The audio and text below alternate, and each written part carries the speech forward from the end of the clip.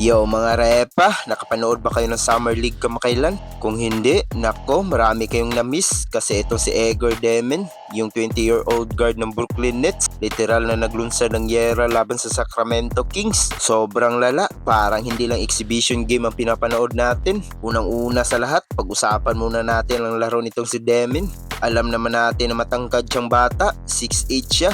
Pero kung gumalaw, parang guard na maliit. Napaka-smooth. Nung nakaraang season, kilala siya bilang shooter lang sa labas. Pero ngayon, mukhang nag-level up si Idol. Mas agresibo na siya ngayon sa loob. At grabe, talagang pinahihirapan niya ang depensa ng Kings. Dati kasi, reklamo ng marami. Puro 3 points lang ang tinitira niya. Pero tignan nyo naman ito ngayon. Dahil takot ang mga depensa sa pamatay niyang tres sa labas, isang simpleng pump fake lang, lumilipad na agad ang bantay niya. At dahil doon, open lane na para umatake sa rim. At eto pa, hindi lang basta atake, talagang matapang siyang humahanap ng contact para makakuha ng foul. Ibang iba si Demi na nakita natin nung rookie year niya. Pero syempre, ang pinaka-highlight ng gabi na nagpagrabe sa laro, eto na nga, sa bandang huli ng game, nagkaagawan sa bola si Demen at Cardwell ng Kings. At mga repa, walang gustong bumitaw.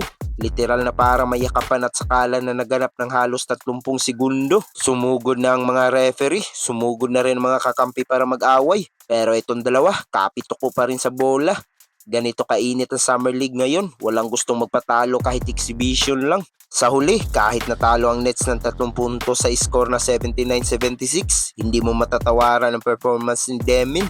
Nagtala lang naman siya ng 23 points at 7 rebounds. Mukhang naghanda na talaga siya maging mukha ng Brooklyn Nets ngayong darating na season. O ano sa tingin nyo mga repa? Bagay ba kay Demen ang pagiging mainit ang ulo? O dapat ayusin niya pa ang kanyang laro? Comment yung reaction nyo sa baba. At huwag nyo rin kalimutan mag-like at subscribe para lagi kayo updated sa mga kwentuhan basketball. Hanggang sa muli, peace out!